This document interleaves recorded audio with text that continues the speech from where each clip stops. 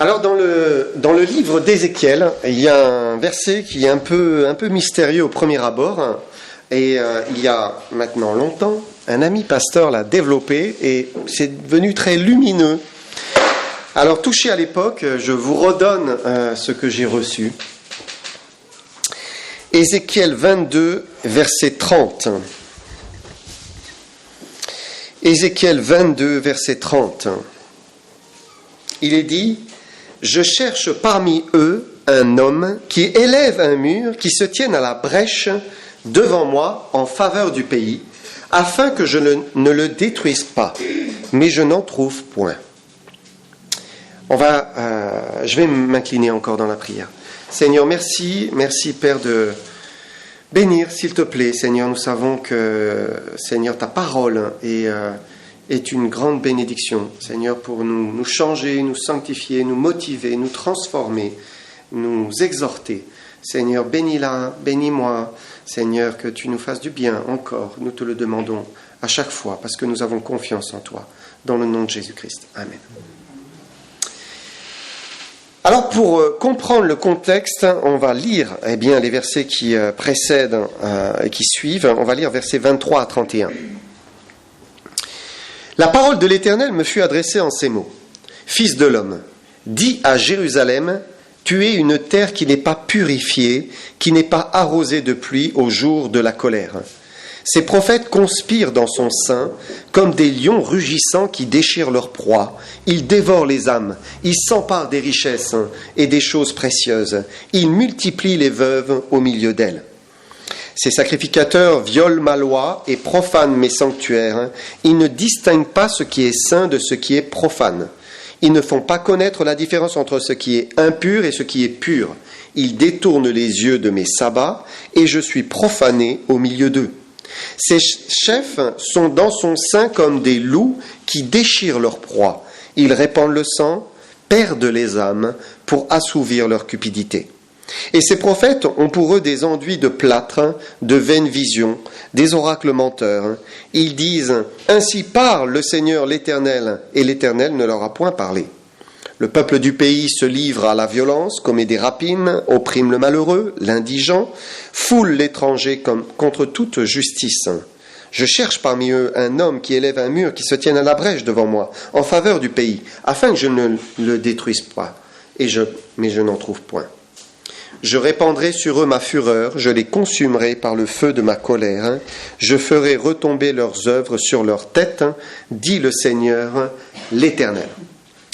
Donc, quand on regarde ce contexte, ça nous montre Jérusalem qui se trouve mal, très très mal, parce que c'est la corruption, c'est le mensonge, c'est la profanation, la cupidité, l'oppression, la rapine, l'impureté qui prédomine. Voilà, ça domine réellement. Le péché était partout. Pourtant, ils connaissaient l'Éternel. Ils connaissaient l'Éternel. Ils avaient reçu sa révélation. Mais le péché avait gagné leur cœur, en fait. Les avait envahis. Alors, qu'est-ce qui les menaçait ? Eh bien, c'est la colère de Dieu. Verset 31, Dieu dit « Je répandrai sur eux ma fureur, je les consumerai par le feu de ma colère, je ferai retomber leurs œuvres sur leur tête, dit le Seigneur l'Éternel. » Voilà la menace, voilà ce qui allait leur arriver. Dieu déteste le péché. Il aime le pécheur, bien sûr, mais il déteste le péché. Alors, sa colère allait les frapper de plein fouet. Et s'il est vrai que Dieu est amour, on le sait, la Bible le dit, Dieu est amour, elle dit aussi que Dieu peut être un feu dévorant. Donc on a un autre aspect ici de la personne de Dieu, et il y a un équilibre entre l'amour et la justice, entre la compassion et puis le jugement de Dieu à l'égard du pécheur qui n'est pas repentant. Et si le pécheur ne change pas sa voie, alors il le dit, c'est la colère qui finit par tomber sur lui. Ézéchiel 22, 30, je relis ce verset, « Je cherche parmi eux un homme qui élève un mur, qui se tienne à la brèche devant moi, en faveur du pays, afin que je ne détruise point. Mais je n'en trouve point. » Dans ce passage, il y a deux murs. L'un est à élever, il est à bâtir, et l'autre est déjà là, mais il possède une brèche. Alors ce matin, on va voir ce deuxième mur, celui où il y a la brèche. La semaine prochaine, on verra le mur qu'il faut élever, qu'il faut bâtir. Donc il existe un mur, et ce mur, c'est un mur qui retient la colère de Dieu. Il retient la colère de Dieu, c'est un mur immense qui empêche la colère du Dieu juste, du Dieu saint, de se déverser sur les hommes. Et ces hommes pécheurs méritent que Dieu exprime sa juste colère, mais la colère est retenue par ce mur imposant. Mais qui peut dire combien de temps ce mur va retenir cette colère ? Qui peut le dire ? Parce qu'il peut y avoir une brèche. Parfois, il y a une brèche qui se forme dans le mur, et c'était le cas pour Jérusalem au temps d'Ézéchiel. Il existait une brèche, et bientôt la colère allait se déverser sur tout Jérusalem. Mais Dieu dit, je cherche un homme qui élève un mur, qui se tienne à la brèche devant moi en faveur du pays, afin que je ne détruise pas. Mais je n'en trouve point. Et c'est un triste constat. En fait, il n'y avait personne qui était là pour colmater la brèche, pour empêcher Dieu d'agir. Dieu cherche, mais qui va m'empêcher ? Qui va m'empêcher de les frapper ? Et il n'y avait personne. Alors, j'ai relu l'histoire d'Hans Brinker. Ça vous dit quelque chose, Hans Brinker ? Non ? En fait, c'était un jeune néerlandais qui est devenu le héros de son pays, donc les Pays-Bas. Donc vous savez, la Hollande est sous le niveau de la mer, et donc elle est protégée par des grandes digues. Et un jour, ce garçon revenait sur le haut d'une des digues, des plus hautes digues de son village, et puis il a entendu un petit bruit, un écoulement d'eau. Alors il est descendu, et puis il a vu effectivement que l'eau commençait. Alors il a mis son doigt, il a bouché le trou, et puis il a attendu. Et puis il a passé la nuit là, jusque le petit matin, où il y a le premier paysan qui est passé sur la digue, qui l'a vu, qui a appelé les secours, et hop, ils ont colmaté, il est devenu le héros qui a sauvé la Hollande. Pourquoi ? Parce qu'un petit trou, ça suffit pour que ça s'infiltre, et puis petit à petit ça commence à éroder et à emporter toute la digue, complètement. Et Dieu cherche quelqu'un là pour boucher, pour mettre son doigt, pour se tenir dans la brèche et retenir la colère de Dieu qui allait se déverser sur Jérusalem, et il n'y avait personne. Personne. Parce que Dieu n'est pas dur, il n'est pas impitoyable, il peut se laisser fléchir. Mais il faut simplement qu'il y ait un homme qui se tienne à la brèche. Et c'est Dieu lui-même qui cherche l'homme, c'est intéressant. C'est lui, il aimerait ne pas frapper les hommes de sa colère. Alors il cherche, qui va me retenir ? Ici pour Jérusalem, personne. Parfois il y a un homme. Moïse s'est levé. Dieu voulait détruire le peuple qui s'était mis à adorer un veau d'or. On va lire le psaume 106, versets 19 à 23.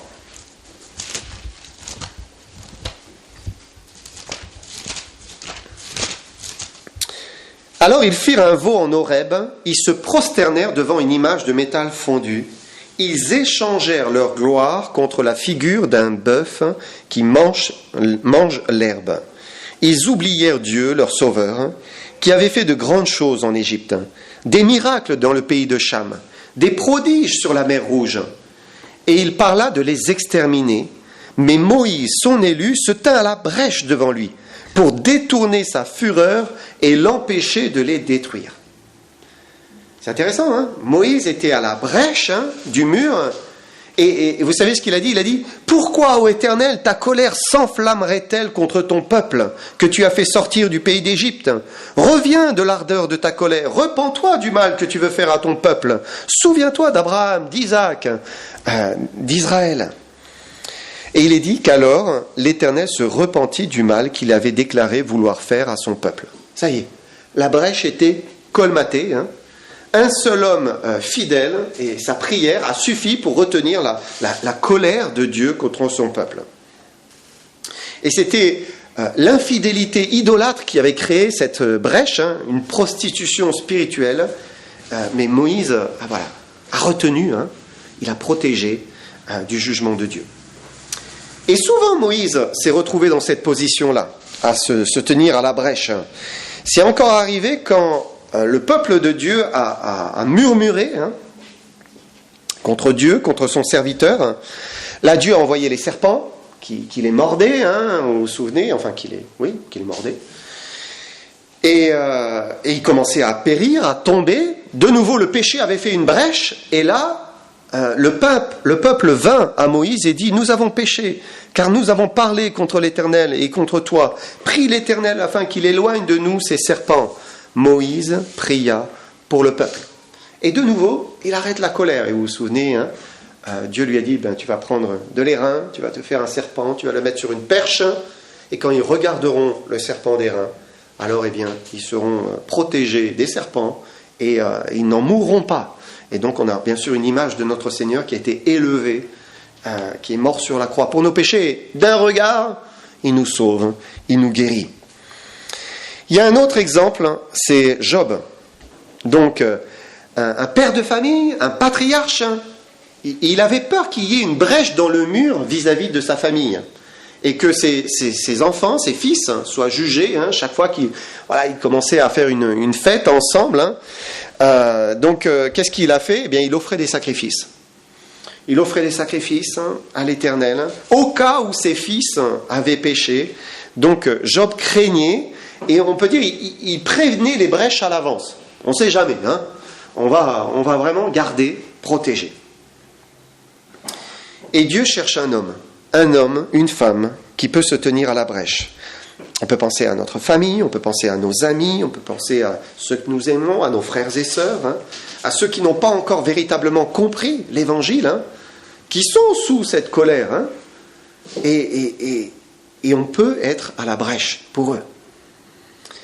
Je vous rappelle ce verset, Jean 3, 36, celui qui croit au Fils a la vie éternelle, celui qui ne croit pas au Fils de Dieu n'aura pas la vie éternelle, mais la colère de Dieu demeure sur lui.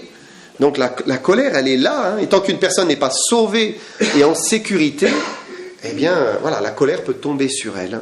Elle peut se déverser à tout moment et venir la frapper, un peu comme un barrage qui cède.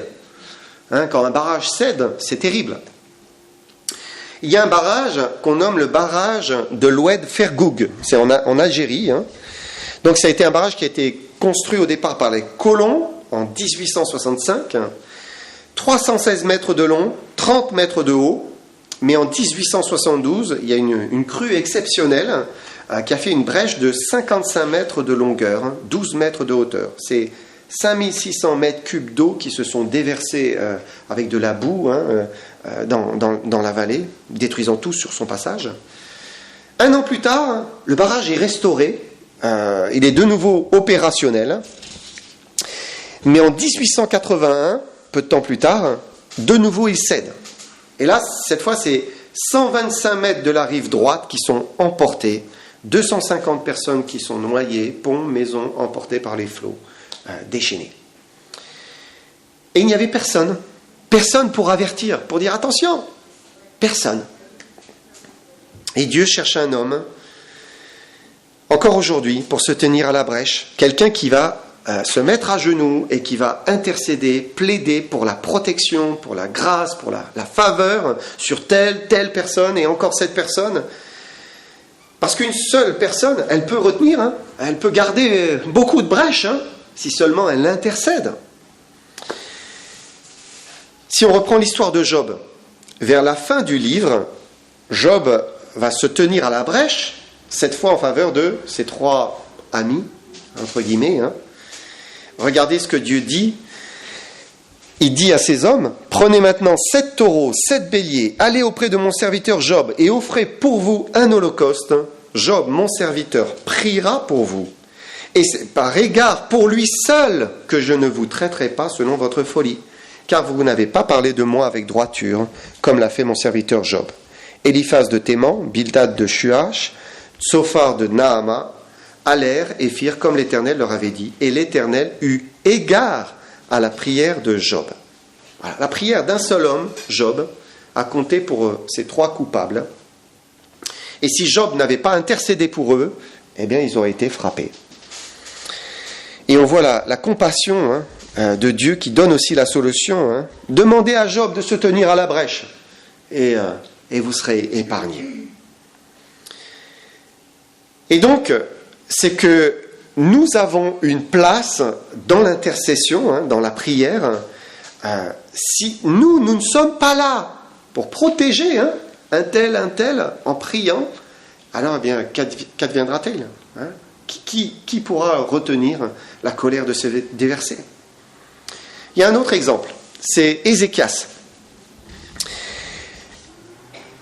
Donc c'est un temps où le culte a été rétabli, ainsi que la fête de la Pâque. Tout le monde se rassemble pour aller célébrer l'Éternel, pour faire cette Pâque. Et on lit à ce moment-là que beaucoup de gens ne s'étaient pas sanctifiés.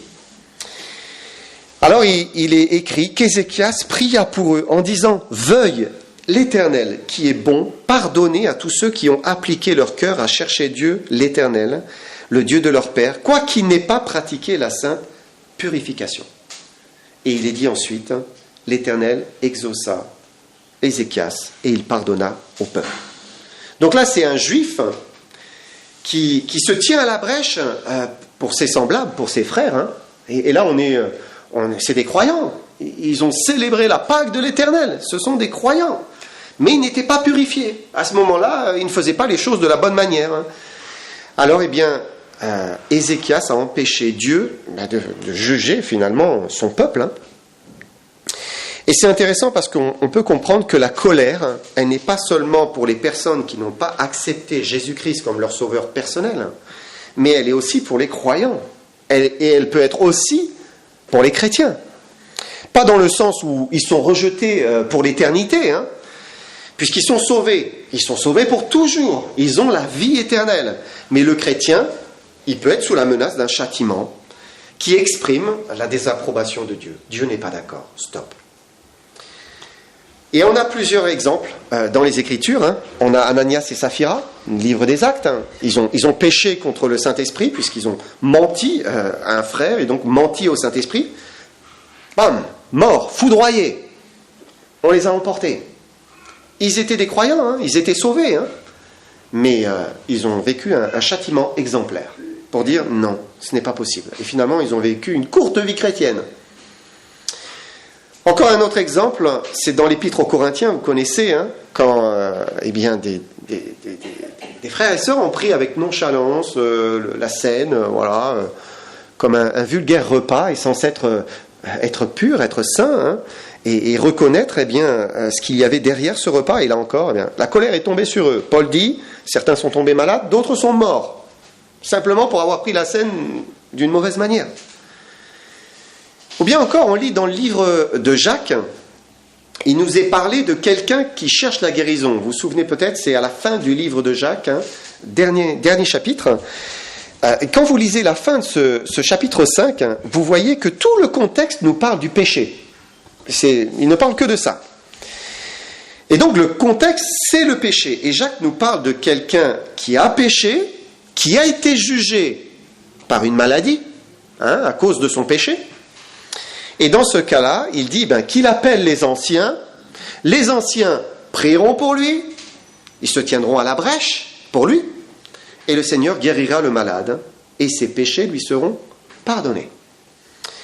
Mais le passage se termine en disant « Mes frères, si quelqu'un parmi vous s'est égaré loin de la vérité et qu'un autre l'y ramène, qu'il sache que celui qui ramènera un pécheur de la voie où il s'est égaré sauvera une âme de la mort et couvrira une multitude de péchés. » Et donc, tous ces passages, ça nous montre qu'on peut aussi se tenir à la brèche pour nos frères et sœurs, pour nos bien-aimés, que nous aimons, pour ceux qui s'égarent, pour ceux qui se perdent dans la tentation, dans le péché. Et dans la brèche, on protège et on permet de les ramener vers le Seigneur. Ézéchiel 22:30. Il dit « Je cherche parmi eux un homme qui élève un mur, qui se tienne à la brèche devant moi en faveur du pays, afin que je ne le détruise pas, mais je n'en trouve point. » Alors, Qui va se tenir à la brèche? Qui va retenir sa colère, va empêcher le jugement de se manifester contre le péché? Dieu ne se plaît pas à juger. Il voudrait que le pécheur se repente et que la grâce se déverse. Mais quand il juge, c'est que vraiment il est obligé. Il ne peut pas faire autrement. C'est sa justice qu'il exige. Puisqu'il est juste, il ne peut pas faire autrement que de juger. C'est comme un juge. Un juge ne peut pas avoir un criminel qui passe, qui a tué, qui a violé, et puis dire « ça va, tout va bien, c'est pas grave ». S'il fait ça, c'est le juge qui devient un criminel. Et Dieu ne peut pas être un criminel. Donc il est obligé de juger. Alors quel est l'homme qui se tiendra dans la brèche? On peut se poser la question, mais comment moi je peux intercéder pour être à la brèche et empêcher la colère de Dieu de se déverser sur quelqu'un d'autre? Comment, moi qui suis pécheur, comment c'est possible? Parce que Dieu a trouvé un homme. Oui, il a trouvé un homme. Cet homme, c'est Jésus-Christ. Lui, il s'est tenu à la brèche. C'est pour cela qu'il nous écoute. C'est pour cela qu'on peut se tenir à la brèche. Parce qu'en Jésus-Christ, c'est Christ qui est avec nous et qui est à la brèche. La colère, elle nous menaçait tous, mais il nous a aimés. Et il nous a protégés. Il est dit, il a intercédé pour les coupables. Il a intercédé pour les coupables. Il était dans la brèche. Il a plaidé pour nous, pour que Dieu ne nous juge pas. Vous savez, le barrage de l'Oued Fergoug, là, en Algérie, il a été restauré, il a été amélioré. Et en 1927, de nouveau, les responsables ont vu l'eau monter, là. Ils ont fait ce qu'ils ont pu pour évacuer le trop-plein d'eau, empêcher que l'eau finisse par créer un dommage. Mais en 22 heures, l'eau est montée de presque 30 mètres. Et puis soudain, le barrage s'est mis à vibrer, à fléchir, à s'ouvrir. Et puis, il y a eu le point de rupture. Il a laissé des trompes d'eau. Il y a une brèche de 16 mètres de hauteur, 200 mètres de largeur et des milliers de mètres cubes qui se déversaient. Qu'est-ce qu'il pouvait faire? Simplement appeler le village et dire « évacuez, évacuez ». Il n'y a aucun homme qui peut arrêter la colère de Dieu. Aucun homme. Sauf Jésus-Christ. Lui seul. Lui, il peut. C'est merveilleux. C'est merveilleux. Merveilleux. Lui seul a pris nos péchés sur lui. Et Dieu le Père écoute son Fils, qui plaide pour quelqu'un. Parce que le Fils a payé pour les péchés de cette personne. Et la justice de Dieu a été exercée. Le péché du coupable a été jugé sur Jésus-Christ. Ce qui fait que Jésus peut être, aujourd'hui encore, notre intercesseur. Et il pardonne aux coupables. Et quand Christ est à la brèche, on n'a plus rien à craindre. On est protégé. Donc la question c'est, est-ce que, d'abord on est sûr que Jésus-Christ se tient à la brèche pour nous, et une fois que, on a cru en Jésus-Christ, et que Christ est à la brèche pour nous, est-ce que nous, on va se tenir à la brèche avec Christ pour les autres, on doit être à la brèche pour les autres, pour qu'eux aussi soient protégés, qu'ils se repentent, qu'ils changent, qu'ils soient sauvés. Que le Seigneur nous encourage et nous aide à nous mettre à genoux. Que le Seigneur vous bénisse.